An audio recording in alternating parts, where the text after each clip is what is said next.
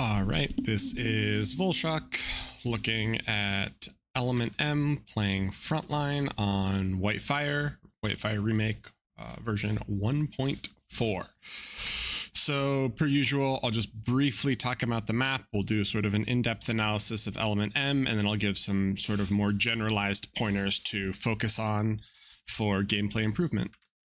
So Whitefire is traditionally played as a 6-2, meaning that all of the players that I circle here are frontline players traditionally on the map.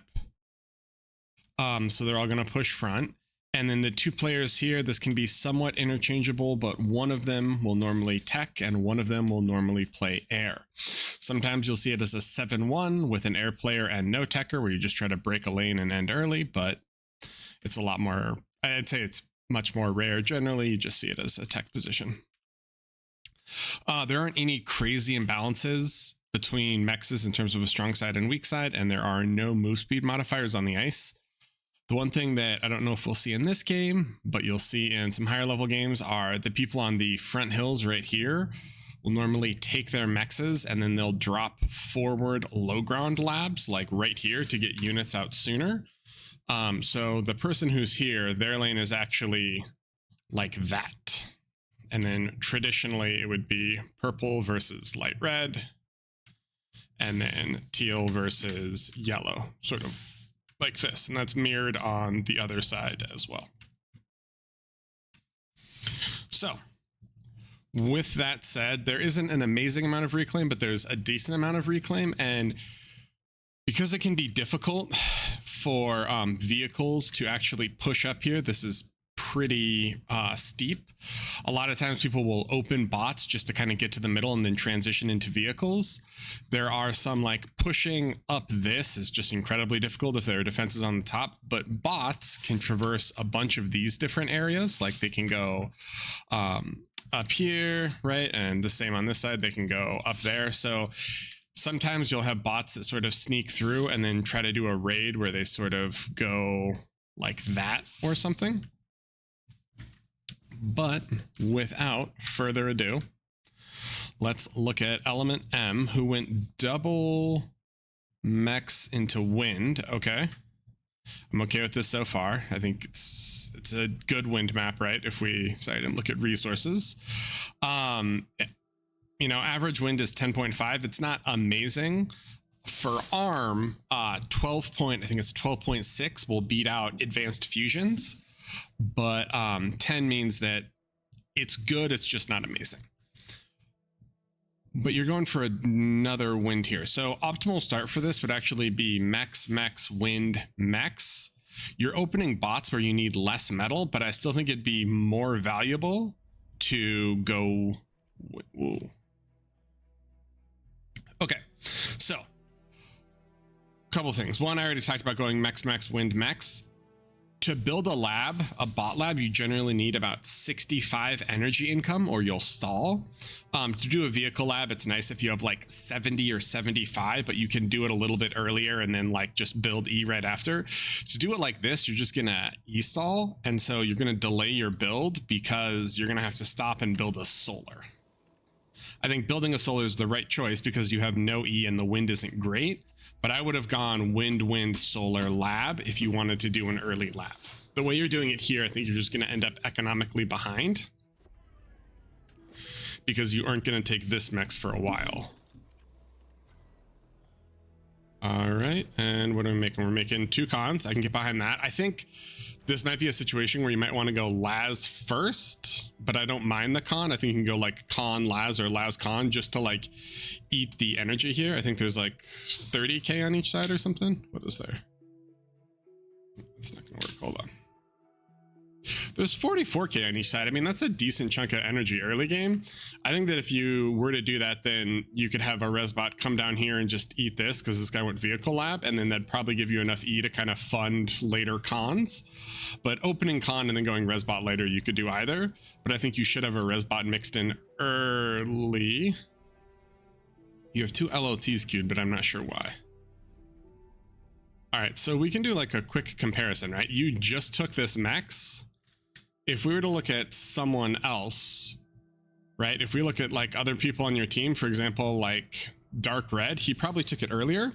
He has like 100 more metal because I'm gonna guess that he took his mechs like right away, right?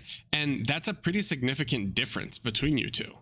You know, you just took it at like a minute 25. If you would have dropped max wind and then done that, you'd be at like 350 instead of 250. So that's like just kind of to give you a direct comparison. But let's see, are you going to cancel these LLTs or not? Okay, so a couple of points here, right? If we hit attack, we can see the LLT's range like this. So there's 2 points to talk about here. First is the decision to make LLTs this early. We're not looking at your player view, but like even if you look at your player view, right?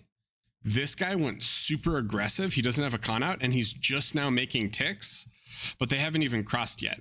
I don't think it makes sense to drop LLTs this early, because instead you want your commander's 300 build power to boost your tier 1 lab, because your tier 1 lab only has 100 BP, right? So once you get the energy set up, I would have had your commander boosting your lab, because otherwise you won't get cons out sooner. And the sooner cons get out, the sooner you can use their BP to build more units, build more cons, and to start taking all of the other mexes that are in your lane, right?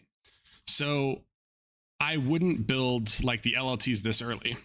Second, ideally, you probably wouldn't need 2 of them. I don't know why I just erased that. Hold on.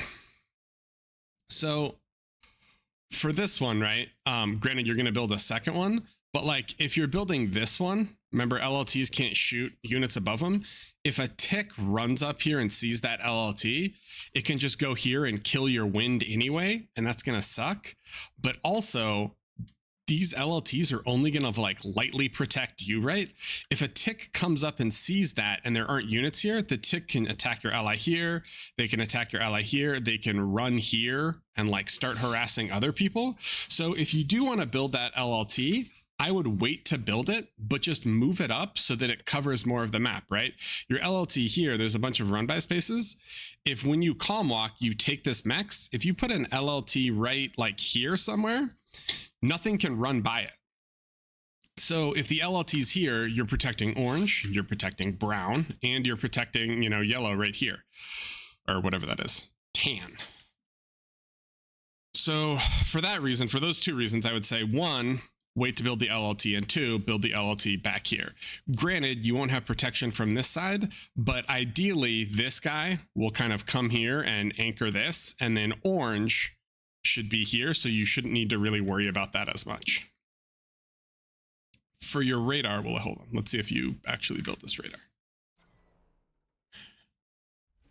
Remember, radar is blocked by terrain. Okay, and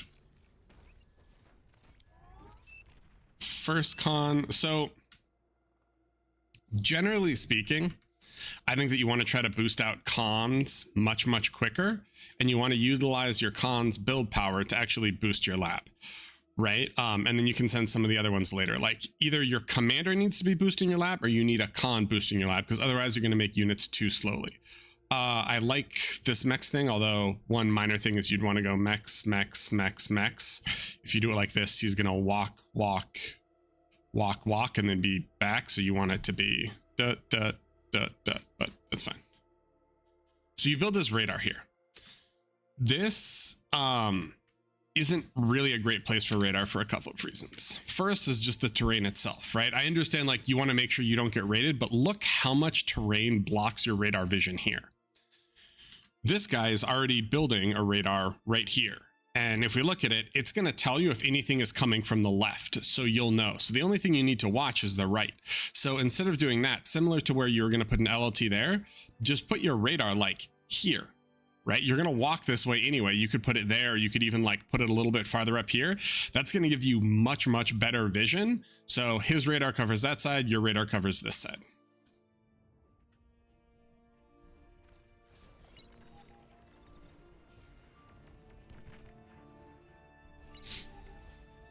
All right, and you see you're against vehicle, bot, vehicle.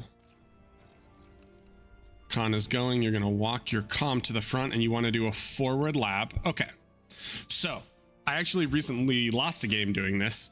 Keep in mind, forward labs are very risky, especially this close to the front, because what can often happen is the enemy commander, right? If you meet here and the enemy commander is here and they scout that you have a lab, they can push their forces forward and their commander just needs to walk up to D-gun range, and then he'll D-gun and kill your lab, and then you are incredibly screwed because you lose the ability to make units, and you lose, like, if they destroy the lab, it'd be better because you could reclaim it, but the metal's just completely gone because D-gun doesn't leave bodies. So to counter that, I would say when you're running up here, instead of dropping this lab right away, a couple of things. You're already going to be really, really low on metal. I probably would have taken this mechs and this mechs, and then before I dropped the lab, I would have actually dropped like a couple of LLTs, because even just like 2 to 3 LLTs will shred a commander. So drop a couple protective LLTs in front and then drop this.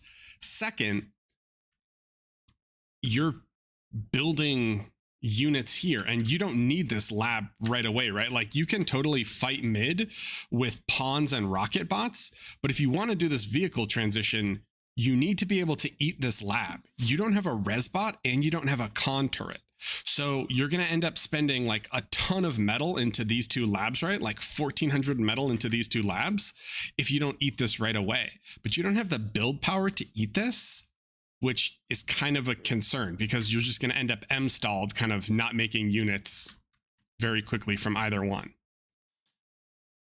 The con going here to make wind, perfect choice. I love that. I actually might, probably with him, before you eat this lab or do anything else, I'd probably drop down 1 nano because there's a lot of stuff you'll want to build in your base. Like you can put down a nano and then just use it to help you build wind. But in a couple minutes, you're probably going to want energy storage, right? Or you might want, like converters. But having just 1 nano here means that you can eat this lab a lot quicker and you can kind of scale your economy back home a bit. All right, he's just going to go take those. All right, let's see. Let's see where the road takes us. Casual nettle for protection. Okay. So here's what we just talked about, right? You're building a nettle, you're building wind, you're building pawns, and you're trying to build a lab. So if you're ever not sure if you're overspending, you can always just look at your metal bar, right? The green is your production and the tan is what you're actually spending, right? So you can spend more than your production, like if you have storage or if your team is overflowing into you. The red is what everything you're building would cost if you had the metal for it, right? So you're trying to spend more than triple your metal income right now.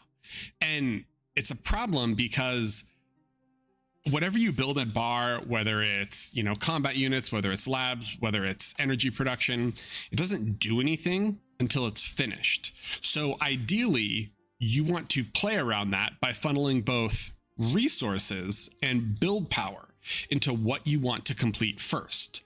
There are times where this isn't applicable, right? Like for example, wind, you don't need to micromanage this guy. You just want him to build windmills for the entire game, and that's the correct play.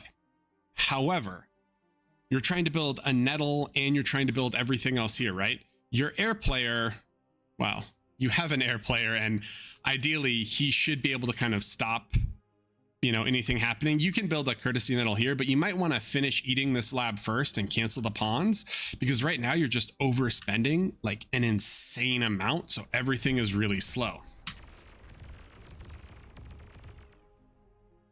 What is this guy doing? Okay. So this is a good example where if this guy had just like a couple more units with him, I don't know why his commander is walking up totally alone. He might just like kill his comm here, which is hilarious. But like, if he had just a couple units, they could kill all of these and he could walk forward and he just kill your lab, right? And then you're like super screwed. It's like, all right, you're out 700 metal. You still have to like spend units from him back. Maybe you eat in that lab or whatever. So that's why you want the LLTs there. Also, you've been M-starved for a while. This is one of those situations where when you're walking and you're going to sit up here, if you know you're going to spend a bunch of metal, it makes way more sense to just get these extractors, right? T1 extractors, 50 metal. This is almost 2, so they pay for themselves in 25 seconds. Just drop both of them and then build the lab. You'll come out ahead. There's no way he dies, is there? Okay, well. All right, so that happened. Dude, we gotta eat this lab. And you're gonna come up and claim it. I'm totally on board for all of this. One small thing I will say though, is just a general point about reclaim versus tapping mexes. So you're in a situation here where you have the option between getting reclaim and tapping mexes, right? And in a situation like this, where as far as I can tell, you're totally uncontested, it's actually better to tap like this mex and then eat the reclaim, because you want to tap the mexes as soon as possible. That's only if the reclaim is uncontested. Like there's a resbot coming up, but you guys can kill it. That's not a big deal. If the reclaim is contested, you want to try to reclaim it as soon as possible. And if you can't reclaim it, you walk up, right? And you degun the wreck so they don't get the metal. But in a situation like this, where it's like the wreck isn't even contested, a lot of times when you're walking up here, it totally makes sense for you to just like take that mex and then do it. That's not as applicable in this situation, but there are a lot of situations where like you want to cognitively think about, okay, there's metal on the ground, there's untapped mexes. Should I tap the mex really quickly, or should I go get the metal? It's not always advantageous to grab the metal like as soon as possible.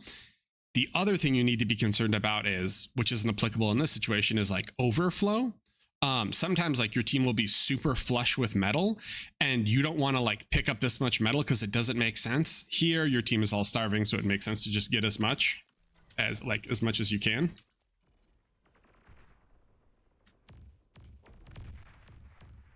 All right, and you're gonna eat it. We can get behind this. All right, first unit, Janice. I'm on board with this. You got the con out and the con is boosting. This is the right thing. And you're eating this lab finally. Perfect. You might get a little dangerously close to overflowing. I still would have thrown down a contour at first so you can scale E harder, because even with like the wind being good, you're only at 206. If you have a contour, you can just drop a lot more wind, and then you could even get a couple like safety advanced solars, just so that if the wind drops, you have a little bit more protection to like fire. All right, I like the Janice. Whoa, okay. So you get all this metal. That's awesome. It's awesome for a couple of reasons. One, you killed the enemy commander, and commanders are the single biggest barrier to killing your lane in a frontline matchup, right? Because if they have commanders, things like stouts, medium tanks, aren't anywhere near as effective, because you have to play around D-gun and you can't dive things that you would normally dive, right? So for example, like a wall of whistlers is normally protected by LLTs that your commander makes, maybe some Janice, but the commander's D-gun. If the commander isn't there, it can't repair, it can't make LLTs, and it can't D-gun. So all the metal you get from here, if you just dump it into like stouts, you should literally be able to just run straight and kill this guy. Right? You got 1250 metal. What does he have? Let's look. You know he has an LLT. He's got 2 LLTs, right?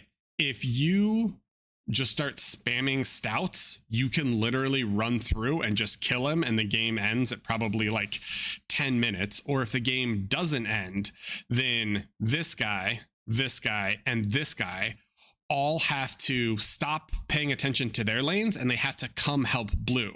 And that's awesome, because it means that brown can kind of push up. Well, brown should really be over here, but it means like brown could push there, pink could push there, right? Orange could push there. So I would say dropping all the metal that you just got into nanos doesn't make a lot of sense for that reason. But then also a nano's 210, right? Whoops. 210, and it's 3200 energy. For you to build 6 nanos, you're going to spend literally all the metal that you just got from this commander, and you're going to put it into nanos. But you only have 15 metal income, right? A general rule of thumb for frontline is normally like 10 metal income to 1 nano, or 5 metal income to 1 nano if you're producing like you do 5 to 1 if you're producing like more energy demanding units, but vehicles are more metal heavy. So for this, you'd really only want like 1 or 2 nanos. You don't need 6. And building 6 means you're not even going to have as many units as they are, because all the metal that you're getting is going to go in here, and you don't have the energy or the metal to really utilize it.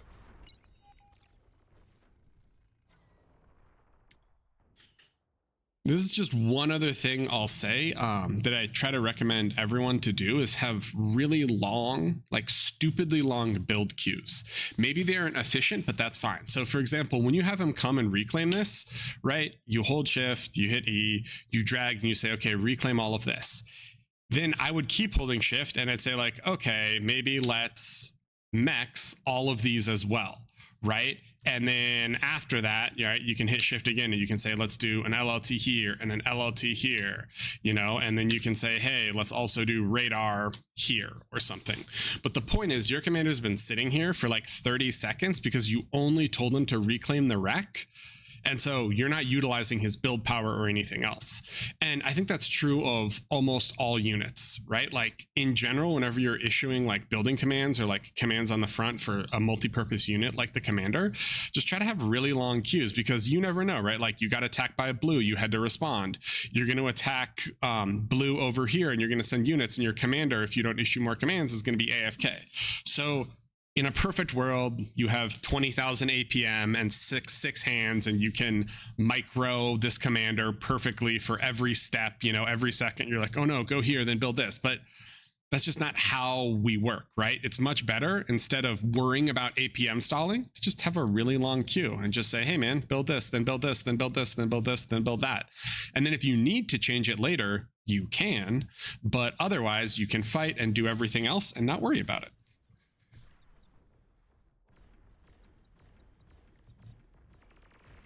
So you're building BP, which is the right call in this situation, because if you look, you're like, oh my God, I got a ton of metal, a ton of energy. I'm lacking build power because I can't spend it. So that's 100% the right call there. I probably, because your E situation was so dire, and because you want to tap more mexes and do other stuff, I probably would have dropped like 2 vehicle cons out of here. Per metal spent, it's less efficient than a nano, right? Because a nano is 200 BP, but a vehicle con gives you 10 energy a second, which would help your kind of garbage energy situation. Gives you 90 BP, it's less energy, and it moves, right? So yes, you can have them assisting your lab, but then you could have the other one go and take some of these while your commander keeps pushing forward and putting down LLTs and trying to like push through and break this. Your commander is super strong, and if there isn't the other opposing commander here, you can literally just calm walk towards us with just a few protective units and just get to his base and kill it. So that's the other reason why you would want more cons. Oh no, don't finish this. So if you eat this lab right now and you don't have the storage, you overflow it to your team. So, oh boy. All right, these these mexes, they are still unclaimed, and the command, there's been like very little fighting here or anything. Whenever you see mexes anywhere near you, like unclaimed mexes, especially early game, you should just be like a siren song. You should be like, I need to go tap it, let me get my mexes. All these mexes pay for themselves in 25 seconds. Like literally, even if you build it and then it dies 30 seconds later, you come out ahead in terms of metal. Just tap them all, right? And if you're worried, I think in your last video I told you, like, if you're worried that you're going to fight for them, you can drop Twilights. 100% you can. Here it's a little bit more difficult because you don't have the energy, but you know, I would just drop normal mexes here, and then I would just start spamming stouts and just run at them. No, don't do it.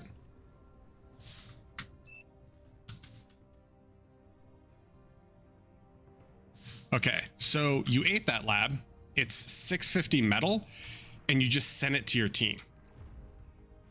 I actually think sharing resources is an awesome and cool part of bar gameplay, but you pretty much never want to do it like that, where you just send 650 metal split across your entire team. If you did want to do that, what you should do is look at either the best player or second best player on your team, which would be you, so that doesn't count, or maybe yellow, and say, oh, he's not capped at metal. Let me give him more metal so that he can use it better. Or, which is more common early game, is you want to look at your techer, right? The biggest burden to teching early is metal.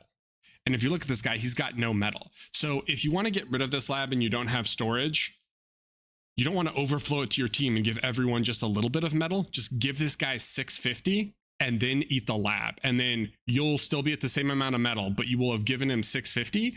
That pays for a T2 con, right? And you're like, boom, all right, I got my T2 con. I can up all my mexes. I'm ready to rock.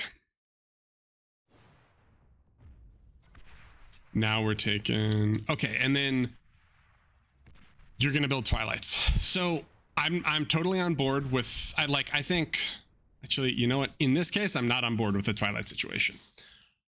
I'm not on board with the Twilight situation because you want to build Twilights. So first, you can build Twilights over normal mexes, right? Like cap all these with your commander, and then this guy runs through, and when he upgrades them, as soon as the Twilight finishes, you're refunded the full cost of the T1. But Twilights are, I think it's 12, I might be lying to you here, I think it's 12 energy a second for a Twilight to cloak. You've got like no E, you have massive E issues. And it's really concerning because like if you look, wind is almost max and you're at 265. So that's one of the reasons why I would do a con turret, and then I would, you know, like you can drop a con turret like here or something, and then that con turret will be in range to help upgrade all the mexes.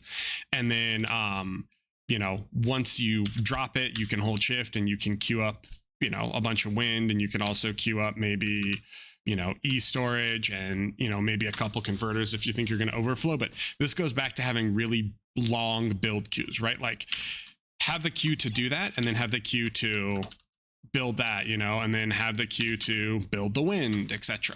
So you are not scaling your E economy enough here, in part because I think you don't have enough build power for it. Normally only, you know, normally you want 1 or 2 cons scaling. Like early game, you can get away with 1 con, but past like 4 to 5 minutes, I think you generally would want more than 1 con helping you scale E. Or you can have like, you know, like the nano boosting, or you can specifically plan to drop your E production and then make A solars.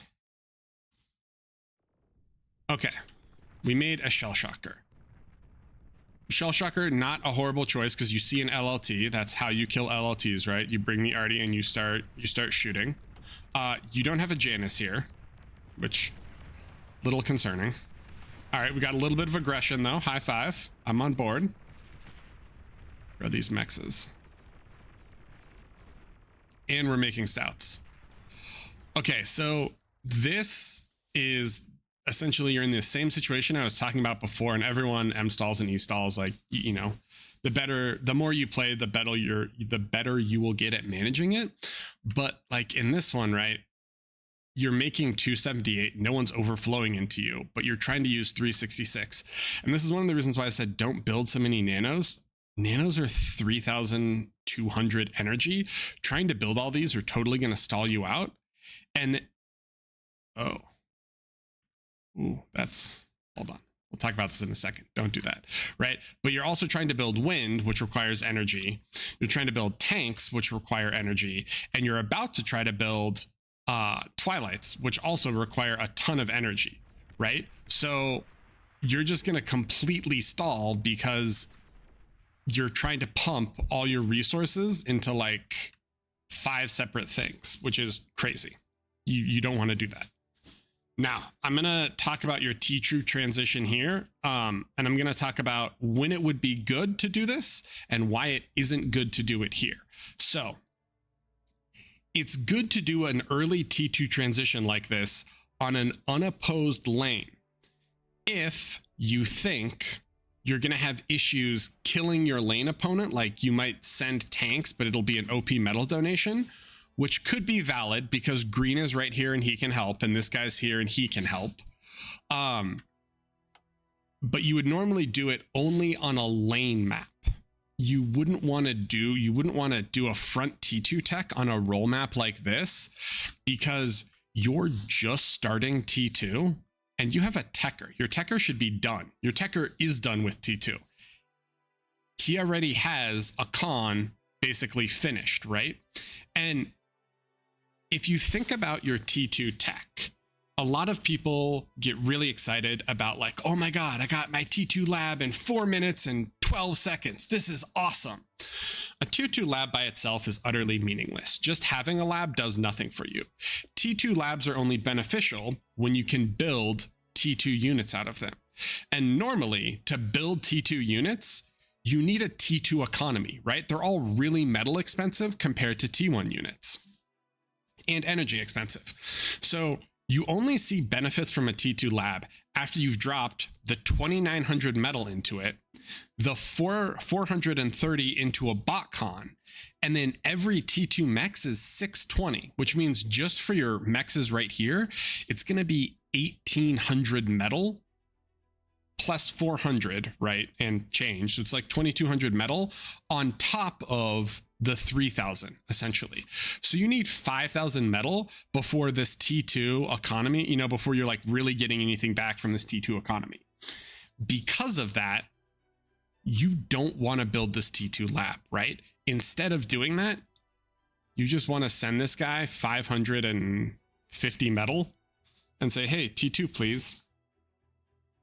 And then your T2 con comes down here and it upgrades these mexes, right? And then it can upgrade like that. That's what you want to do. If you try to drop this here, especially with your energy situation, you're just going to lock your entire economy. You're just going to stall for a really long time because you just don't have the resources for this. Generally speaking, I recommend people try to tech T2 if they aren't building anything else with about 400 energy. You don't have 400 energy and you're building a lot of other things, right? You're building twilights, you're building nanos, you're building tanks, you're building all this other stuff. So I would, and when you build this, you would want a bunch of BP on it too, right? So I would say in this situation, don't build this lab. Also, arm bots are a little trolly, so you almost never want to build them aside from really specific situations. But instead of building this, just give this guy metal. And then much quicker, right? This guy will get you a T2 con like long before this finishes. And then you can send it down, you can upgrade all of these and you're happy. The other thing you can do is you can buy consoles from this guy. And the consoles, they're relatively cheap, just say like 1 or 2 cons. The consoles can roll with your T2 con and they have the BP to help you upgrade those quicker. And if you want, you can bring consoles to the front and make like rattlesnakes and stuff. Now, if you're on a lane map where you don't have a techer, it does make sense. Like if your lane is unopposed and you don't think you can like just kill someone right in front of you, it does make sense a lot of times to drop a T2 lab. But if you were going to drop a T2 lab, I wouldn't drop it in your base. I literally would drop it wherever your build power is. And a front T2 lab here that's kind of safe because there isn't an army that close to it is much better. Because if you drop a T2 lab here, your units that are built are just immediately able to attack the front line. So you can just bring numbers faster. And if you made a T2 lab here, right, your first T2 con can come out and, take this, take that, and then he can just work his way back, tapping all of these mexes. But you make this bot lab and then you're going to kind of stall out your eco. If you're a frontline player and you're fighting and doing all sorts of stuff, you can't go T2 off like 400E because you're just going to butcher your ability to fight, right? You don't have E storage, which I would say you normally want around 5 minutes. So you have very little reserve. Your LLTs won't be able to fire. Your commander can't degun. Your commander can't cloak. These can't cloak. Yeah, Twilight cloak cost is 12. So if you're building 4 of these, it's like 48 energy a second and you just can't support it. Right? And he even says shop open. As soon as you see that, I probably would have just reclaimed this and then, you know, built other stuff. Yeah, perfect. So you've got Janus and Stout. Oh, you gotta, especially when you're using Janus, instead of clicking, I mean, sometimes you panic click, whatever. If you can, try to get in the habit of just line dragging, because you'll spread your units out more, and then the Janus won't friendly fire as badly. If you're all grouped up like that, the Janus, when it fires, can just like, oh, don't get degunned. The Janus will often hit your own units. So he got given a commander, which, you know, you could probably ping and say, hey, blue got given this guy's commander, but it's, you know, it's not the end of the world. Yeah, you don't have really the BP to do this, or like the BP or the energy to do this. This is going to take a really, really long time to make. And in the meantime, this guy's upping his mexes. Other people can buy from him, right? People are sending metal to him.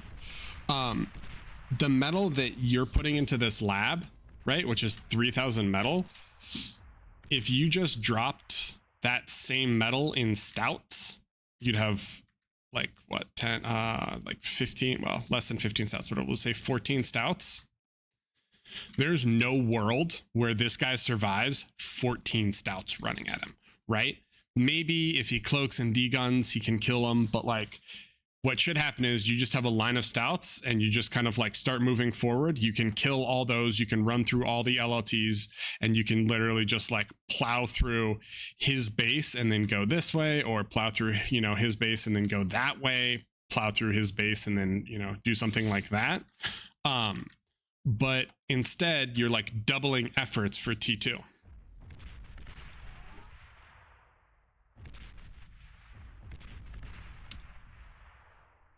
All right, you always want to keep moving versus Artie. So you built these Twilights, and see how they're not cloaked? You just don't have the E for them. So if you don't have E to cloak Twilights, don't make them. I also would have dropped a bunch of LLTs with your comm sooner. There's tons of times where, this is going to sound funny, but it's totally okay to build a couple LLTs even if you know that they're going to die, because a lot of times the purpose of LLTs is just to slow down your opponent. They're not going to totally hold back an army, but if you have a bunch of LLTs, it'll take longer for them to hit you. And in that time, if you bought a T2 con, you could have upped all your mexes, and then your T2 economy can come online and you can just roll. Yeah. So all the comm that you reclaimed went into this, and you weren't able to exert any map pressure with it or anything else.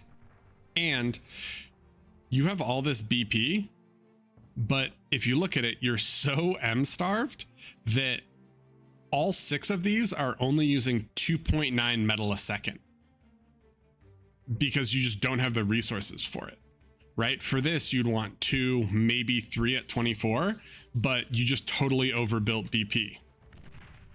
And your BP has been kind of spread everywhere. All right, let's speed it up. Let's see what happens.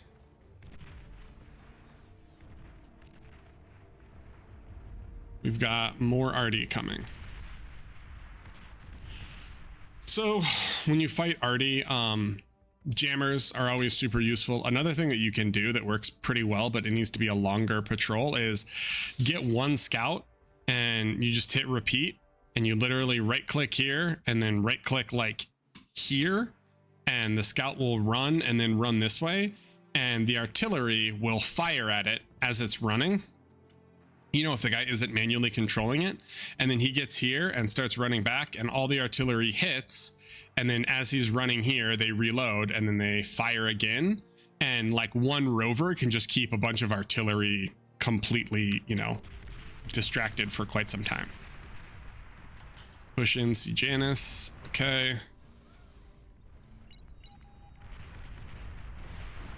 Nice D-gun. Do you tell your team?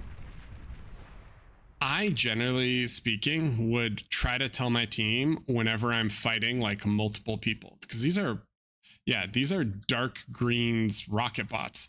So right here, you're actually fighting blue dark green, and light green. It's like a 1v3. Well, it's like a 2v3 because he's helping you. But I think you could totally say, like, you know, just ping this guy and say, like, hey, push, because I'm fighting 3 people here. Gotta try to repair. Repair! Oh, reclaim. All right. I can get behind that as well. Repair, reclaim. Orange is gonna come over. But this is a situation where even just a couple LLTs are kind of nice just to like give you a little bit more of a backdrop. All right, that's a pure Janus force. The easiest thing to do if you want to kill a bunch of Janus and there's nothing else with them is just drop scouts again. And you can, you know, you can just have like your tanks here and your scouts like right next to them, and you tell your scouts to go in first because they are faster. And the Janus, if the guy isn't like microing them, all the Janus will attack the first thing that comes in, which will be 1 scout. And so all 4 sets of Janus rockets come in, they kill the scout who's 30 whatever metal, 31 metal, and then your tanks can come in and attack. And Janus have like a 7-second reload, I think. Oops, can I not? 7.5 second reload. So if you can have a scout run in and eat those shots, you have 7.5 seconds to like kill 1 or 2 of them before the next one are able to get their shots off. So sometimes it's nice to just have a couple scouts like for vision to patrol against Artie and to like eat Janus shots and stuff, because then you can really abuse the long reload time of Januses. Also, when they were right there, you could have control bead and detonated that mech and you would have stunned all 4 of them.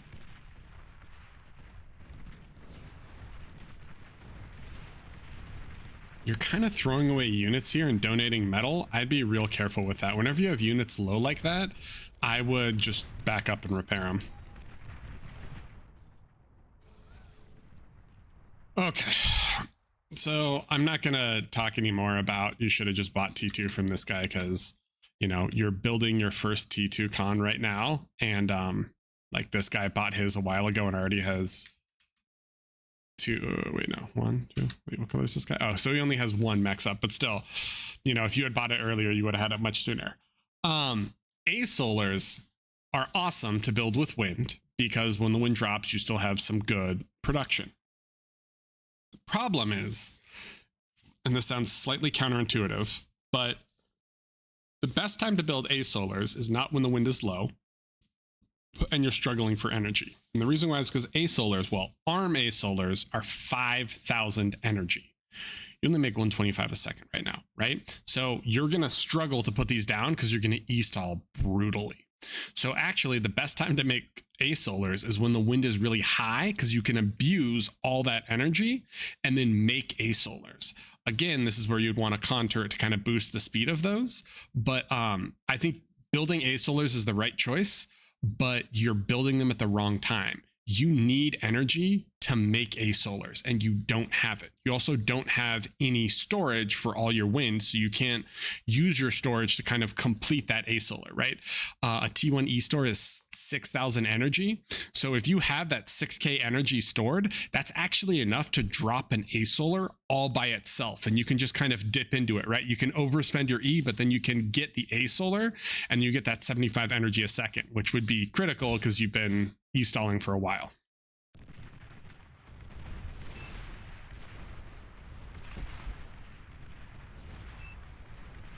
I already talked about using scouts for the Janus there. In these situations where you are, granted you would need a little bit more energy, which I guess you're getting right now because the wind popped back up, but in these situations where it's like there's a massive army and stuff bearing down on you, one of the best things you can do is just drop a T1 jammer if you're armed, because Sneaky Pete's right here are cloakable.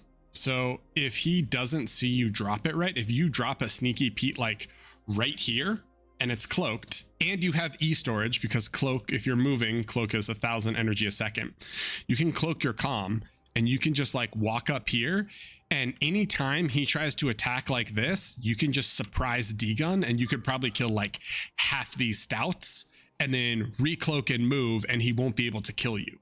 right? So in these sort of like do or die situations where you're like trying to hold with just your comm versus a huge army, if you have a jammer, you can just abuse cloak. Correction. If you have a jammer and E storage, you can abuse cloak and like get a lot of D guns and stuff off.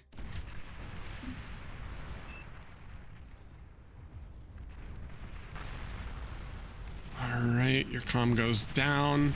You're gonna oh, you were shooting the wreck. So I actually like that play where you tried to shoot the wreck to deny it, and then you realize, oh wait, they're not taking it, so let me just eat it with my stuff here. You eat your, wait, what? Why did you, oh, you ate your T1 lab because you want to make T2 back home. Wait, and then you're making BP here? Why wouldn't you just, what? Okay, so a couple of things here. Something that I would try to get in the habit of doing is whenever you're playing on a role map with an air player, really early on, ask him for a transport. A lot of times if you're right next to him, something you can do is if they open air cons are garbage, right? They're like 111 metal, they're 3000 energy, they only have 60 build power, and they have an insane build power cost. So if you're anywhere near an air player, you can actually trade a bot con, right? A T1 bot con, because a bot con is like half the E cost, the same metal, generates more energy and has more build power, right? Because it's just a better builder all around, and you can say, hey, can I get 2 transports, right? And then he's happy because you just pick up the con that you gave him and gave it to him, and then he has a con to like build con turrets or build wind. And it's really nice because at higher levels most air players open core, and if it's a decent wind map they have to make core wind, but if you give them an arm con they can make arm wind early, which is nice. So if you have 2 transports, something that you can do is, one, you would have been able to fly your commander up like quite a bit sooner and then take some of these mexes sooner and set an earlier front line. The other thing you can do is you can pick up nanos. So instead of like building the nanos here and then having these nanos just like waste, you can just fly a transport, pick up the nano, and then drop it up there. Right? Just fly, drop it, fly, drop it. And if you have 2 of them, it's pretty quick. It's just 3 trips. But that means that you aren't gonna end up like double building BP, because your BP here is just gonna sit there and do nothing. Like you can back up and repair it, but it's like not super valuable. Oh man, that raid. Yeah, unfortunately if that guy was core, he'd have Shuri's. Oh. Yeah, so I won't harp on it again, but this is why you're reclaiming all of this. Granted, you can't move solars, but you totally could have just moved these with transports. You could just buy transports from your guy before he got raided. Now you're upping mexes, you've got him following. Whenever you're upping T2 mexes, I try to have a ton of BP on it just because you want them up as soon as possible. If you have a T2 lab, butlers, 140 BP, 110, they're fast, they're awesome, and later on they can build wind. I probably would have dropped like 2 or 3 butlers and just had them slave to him so that these all get upgraded soon. And then once the butler gets to the, or like once the con gets to the front, you can just have the butlers build wind like in back there, or you know, wherever.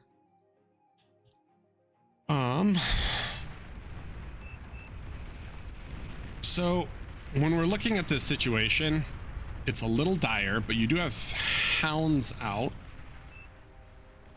Dude, there's so much metal here.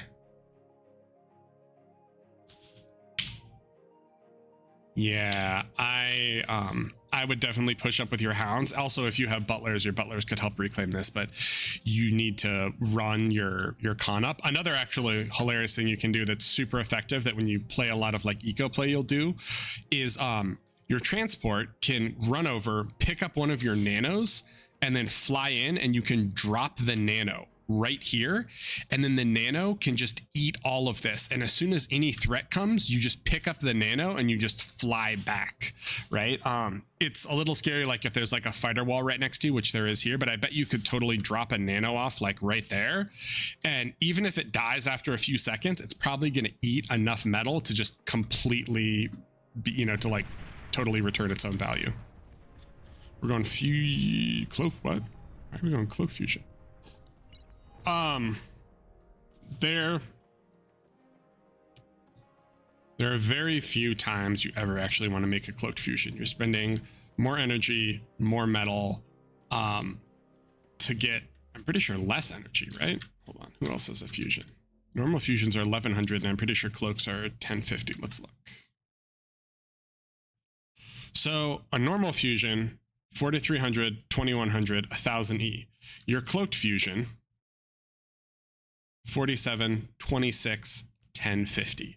So it's like you're paying more just to like the building itself, and it's 100 E a second to cloak it.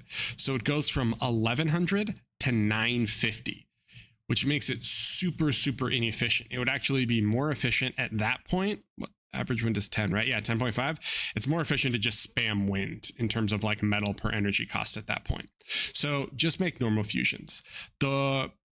Sometimes people say, oh, you can kind of build fusions off to the side so that they don't get bombed or whatever. But like, I would argue that it's not really worth the trade-off. The one time a cloaked fusion is good is if you're playing like a really tense game, and you have a low comm count and you don't want a comm to get sniped. You could go like here, for example, and you could build a Sneaky Pete, a cloaked fusion, and then put the comm there and cloak the comm, and then it's totally invisible, right? They can't see it because there's a jammer and everything is cloaked, and then the commander is safe so he won't get bombed. Aside from that very specific use case, I don't think you ever really want to make cloaked fusions.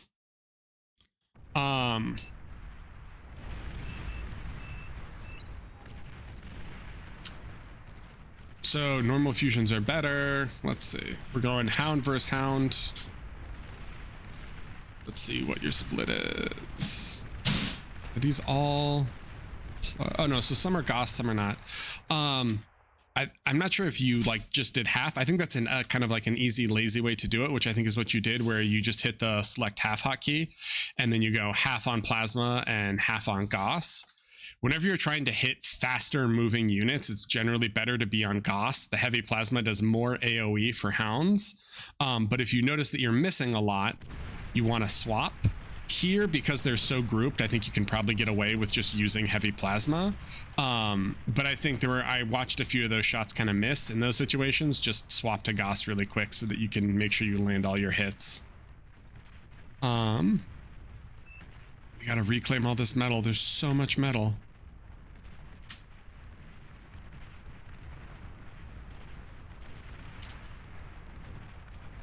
There's a lot of metal, boys. Okay. And then Sheldons are coming. So let me just kind of briefly pause for a second and talk about a few things. First, for your opening, I think you wanted to go max wind lab. I'm okay with the bot and I like the vehicle transition. I just think you didn't execute it as well as you could have. I also would have gotten a res bot to eat like all the trees that are here to kind of smooth out your energy economy while you're scaling. So before you leave with your comm, I would try to drop a con turret. And then as your comm is walking, I think you needed to take more mexes to kind of, cap as many as possible. The biggest issue for me from what I've seen in this game so far was your tech transition. I literally think you would have killed everyone on bottom if you had made one choice, which was to buy T2 instead of building T2. If you bought T2 and upped all of these mexes and then spammed stouts, I don't think anyone down here would have been able to deal with you. This guy had to have someone else give him his commander, right? And so Orange is able to fight a lot of stuff here. But if you had just massed a bunch of stouts, you could have rolled through all of this before anything else. So I think that would have been the optimal play. The second major thing I see is like your E economy not scaling very well. And I think it's great to have the one con spamming wind and back, wind farming, A+. But if you have a nano here, you can drop a bunch of other wind quicker. You could drop E-storage, maybe a few converters. And then when the wind is high and you're above, say, like 400E, you can start dropping some A-solars in your base. And that's awesome because then you don't run into this issue where there are like just a bunch of tanks right here. And if you lose your tanks here, you're doubly screwed because you're going to lose all this energy production. Well, and you're going to lose the metal, right? That's like 1200 metal, more than 1200 metal, right? Like 1500 metal, something like that. It's an insane amount of metal to lose on the front, right? So if all of these were back here and had been built sooner, your E economy would be much, much stronger. I already talked about cloaked fusions. As a general rule, something to get in the habit of that I would recommend for everyone is after you build your first fusion, look at your team and make sure your team has 3 things. The first is anti-nuke, which we can see that you have, right? So a Citadel, this guy has anti, but you want to make sure you can't get nuked. And, you know, it could be a late nuke. It's 20 minutes. This guy's probably had his for a bit. But like once you finish your first fusion, especially on a wider map where other anti won't cover you, double check that, hey, do I need an anti? Does anyone else have an anti? Okay, let me drop an anti. The second thing that's good to build is a tracer, which is anti-stealth, which means cloaked units, you get the ping. It's like stealth unit detected or cloaked unit detected. Drop a tracer. And then like things like, you know, a spy bot can't amp your anti or gremlins can't kill your whole base. And then the last thing is anti-air. In this game, I think it's definitely something you would want to consider because this guy got worked early and he has like some banshees and almost no fighters. Granted, you haven't seen what the other player has for air, but you run the risk if you don't have any anti of just getting bombed into oblivion.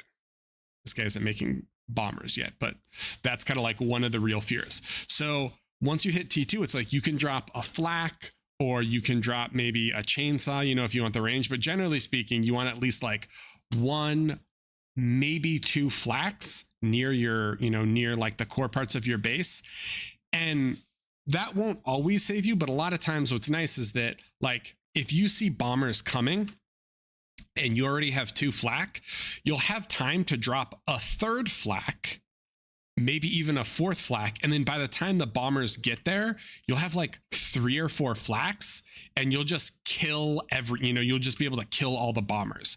But if you see the bombers coming and you only have like 1 flak because you just built it, a lot of times, even if that 1 flak kills the bombers, they'll drop their bombs and kill those. Or, and what's super frustrating is like the flak kills it and the plane is like, shoo, and it hits your BP or a converter, and then it just chains and kills everything, which is like one of the most tilting things in the entire game, where you kill the air and then its corpse somehow kills your base. But it happens, right? And so that's the main thing of like, all right, I finished my fusion. Do I need anti-nuke? Do I need anti-stealth? Do I need anti-air? I think you could have been a lot more aggressive with a ton of this, especially like you got 12K or 1.2K metal and you put it all into nanos that you didn't have the resources for. Like you had all this BP, but it's like, I also would almost never arm bot tech. There are some situations where it is good and where you want it, but like if you were here and you dropped Mausers, well, first let me talk about why I dislike arm bot tech on the majority of AVA maps. To do arm bot tech well, you need to be able to use spies very well. And the reason why is because generally speaking, early T2 crushes T1 because it outranges it, right? So, you know, hounds outrange everything aside from artillery. Sheldons outrange, you know, everything, and they'll just like fuck shit up. The problem is that the only thing, like you have hounds, which have a bunch of, you know, which outrange a bunch of T1. Hounds get countered by like all T2, right? Hounds get countered by Sheldons. They get countered by Mausers. They get countered by Quakers. They get countered by Starlights. They get countered by Arbiters. And so it's like, if you make hounds, yeah, you can kind of crush the front at first, but then all the units that people normally build in T2, like Sheldons and Mausers and Quakers, all those things just kill your hounds. And so to fight that, you would have to make snipers. But Mausers actually outrange snipers slightly, right? Snipers are 900. I think Mausers are 925. So you need to make snipers and you need to be really careful with them and like have jamming and have them cloaked and then have them shoot. The problem is that early game, you'll never have the energy to do that and spy bots and everything else, right? Like your cloaked fusion is 26,000 energy. Do you know how much a sniper is? 20,000. It's like almost the cost of a fusion, right? I think a normal fusion's 21 and a sniper is 20. It's literally the cost of a fusion to make a sniper. Every sniper shot, if you look in the bottom left, is 500 energy. And if you want to cloak them, if they're moving, it's 200 energy a second and 75 if they're standing still. That's an insane amount of energy. And so when these early T2 fights happen, you won't, I mean, there are situations where you could, but in 95% of situations, you won't have the energy to utilize snipers and utilize spy bots, right? Because you're going to need the spy bots to like come up when you get rushed and they need to like AoE emp, like you detonate them and they emp stuff. You're just not going to have the energy to do it, right? And so it's like you make hounds, but then the hounds get crushed by Sheldons. So instead of arm bot teching, I would have arm V-teched and you could have just gone Mauser Jag. And Mauser Jag is a much stronger early game combination because you have the range to crush all of this. And then Jags are just A+ units because once your Mausers break the front, if there's an opening, you can just leave your Mausers at home and you can send your Jags. And Jags are super fast. They're not really durable, right? Like brutes are more durable than Jags, but Jags are fast. They don't miss and they chain. And more importantly, when you're playing versus good air players who have shurikens, who can stun, Jags have anti-air. So you can just like run in here and just start shredding bases with Jags and other units have to respond to them, right? Like if this whole army was dead, you could come in and raid with Jags and you just do a ton of damage with Jags and they can't stop them with Shuris unless they have an insane amount of Shuris because the Jags just counter them. And that's a much cheaper way to kind of like make it happen, right? Jags are actually, Mausers are now, I think, what, 325 or something, but like Jags are cheaper than hounds. And in a lot of situations, they're just more effective. So let's kind of finish this out. I think I said most of the main points that I want to talk about. Whenever you're getting pushed and you have Twilights, make sure you detonate them because the self-D range is bigger. So like if you detonate it right there, you'll stun all that. Oh, all right, it still worked out decently.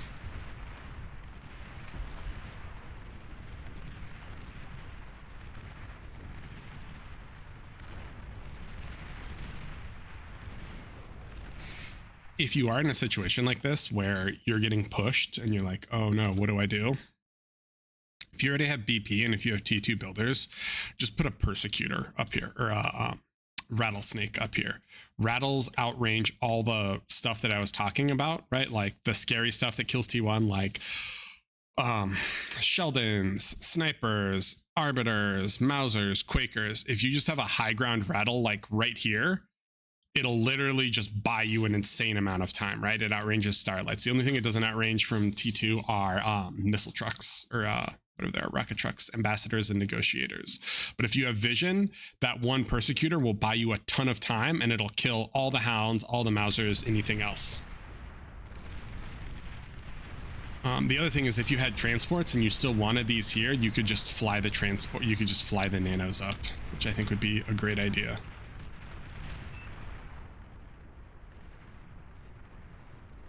Not gonna lie, the cloaked fusions I'm not the biggest fan of, but it's all good.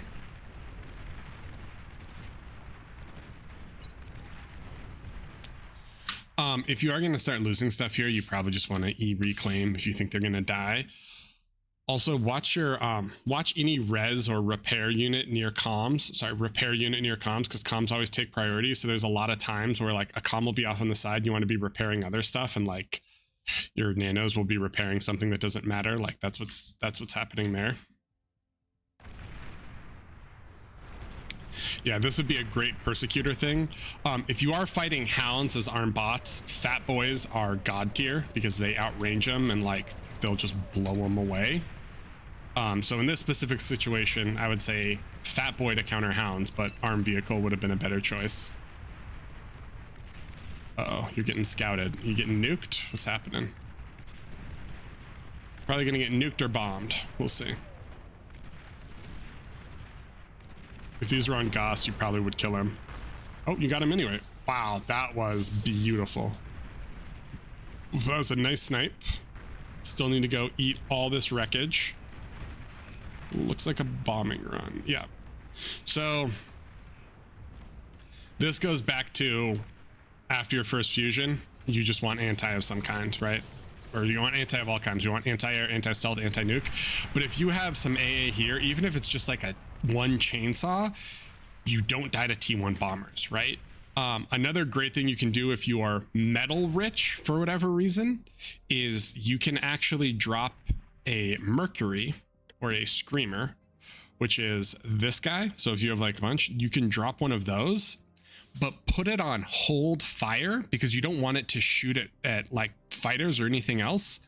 And then once the stuff starts coming, you select it and you set target, or like you can hit even attack. I guess, well, I don't have a unit selected, so I can't do it, but you area select the bombers, and so it'll only target the bombers. And because they have such good range in AoE, a lot of times, like if you had a Screamer in your base, you would have killed all those T1 bombers before they dropped any bombs, because just the damage in the AoE just gives them. So that's another thing you can do. But regardless, in your base so that this doesn't happen, because as much as we would love to trust our teammates, sometimes they break your heart and they let you down and they let you get bombed.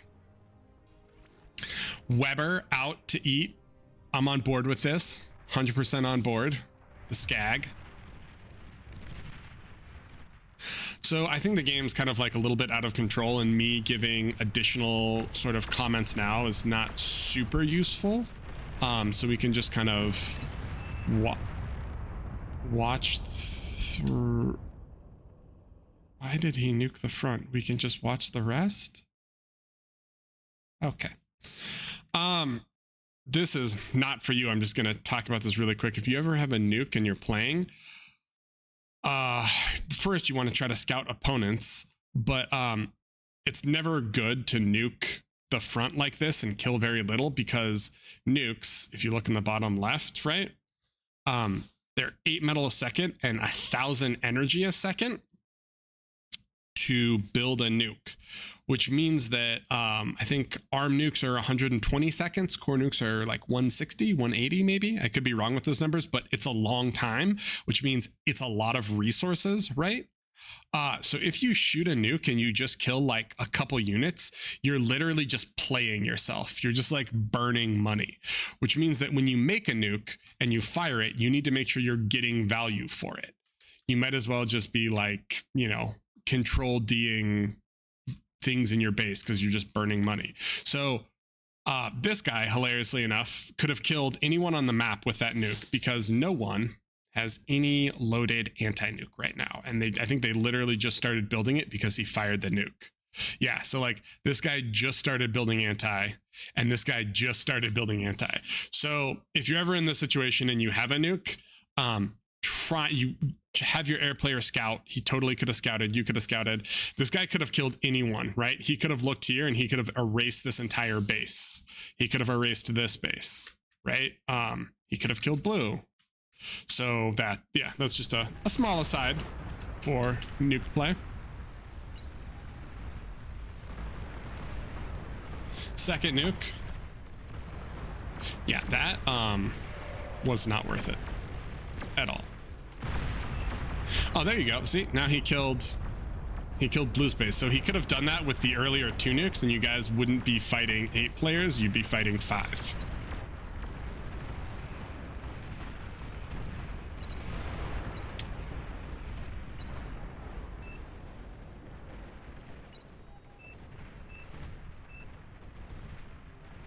Yeah, I mean, I think this game kind of just got away from you here. Oh, it's a decoy comp. Never mind.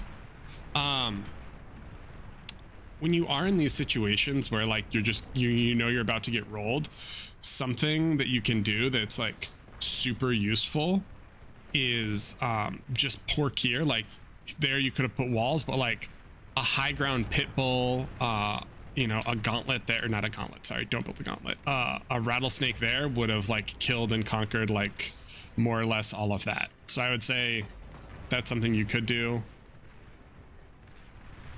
I didn't see how much of your economy was up when you were building, when you started building this Thor. You can definitely build a Thor off a lower economy.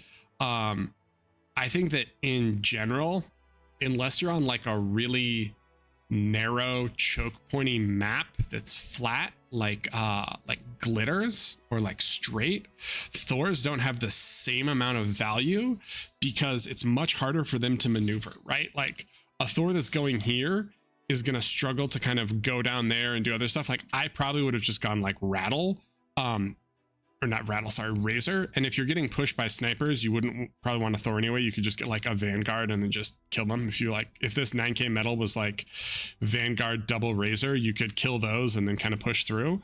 But my original point was, generally speaking, you didn't have the metal to go T2. I think you were at like 60 metal a second when you built this. To go T2, you generally almost always want at least 100 metal a second.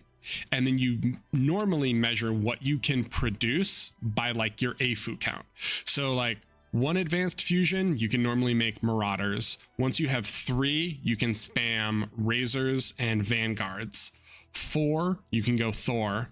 5, you can go Titan. And then once you're past 5, your next breakpoint is normally 9. And as soon as you have 9 AFUs, you just build a Ragnarok. You just don't fuck with anything else. You just say, all right, let's end the game. I can fire a Rag, right? Well, you build a Calamity, but point still stands, right? You build a Lol Cannon. You get a Korcon from this guy and you say, hey, I'm going to build a Calamity, and you build a Calamity right there if you have 9 AFUs. The reason why it's like kind of brutal to try to force a higher T3 unit when you don't have the metal is that all that metal, to accumulate that much metal, means that you aren't going to have any other units on the field, which means you don't have map presence. So even though like you could theoretically build a Titan off like a fusion and 3, you know, mexes, by spending all that time and all that metal, you're going to have no units on your front, which means that whoever is here can kill your allies or can just run up and kill your base, right? And so that's why those kind of like breakpoints for T3 exist. I think Goopy talked about that. I briefly looked at what he had said. Okay.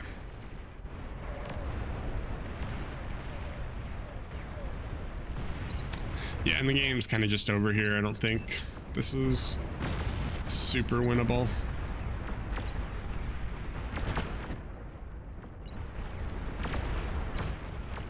That is a lot of unprotected snipers. Wow. This guy's spamming Titans. Whenever you do T3, you always want spam with it, or they just get degunned normally. Wow. I can get behind this pawn spam. This guy's putting in work.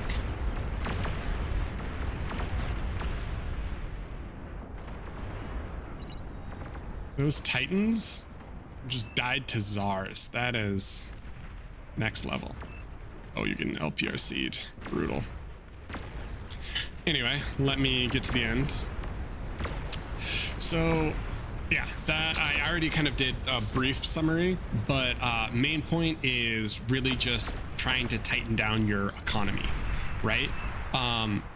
Your T2 transition was the most disastrous, but I would say try to just tighten down your eco a bit more. I didn't see any super glaring like micro frontline fighting issues. It was literally just the eco thing, specifically the T2, and then not scaling E economy well enough. Anyway, I hope that was helpful, and if you have questions, hit me up in the thread.